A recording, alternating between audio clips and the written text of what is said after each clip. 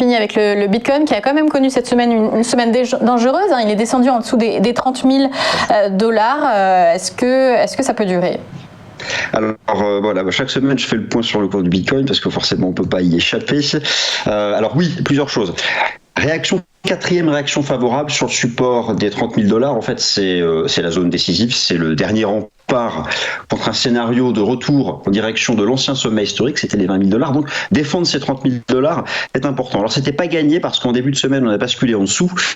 Vous avez peut-être suivi ce dossier, c'est la Chine qui est en train de mener une répression concrète cette fois-ci du mining. Alors, le mining de Bitcoin, concrètement, c'est le cœur du Bitcoin, c'est ce qui permet la fabrication. Et ce qu'il faut savoir, c'est qu'un bon 2 tiers de ce mining est en Chine.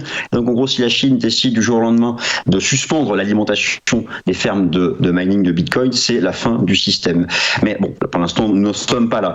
En tout cas, les institutionnels, certains institutionnels, c'est ce qu'on voit au niveau des informations sur le volume d'échange, accumule sur cette zone des 30 000 $. Alors, c'est pas gagné.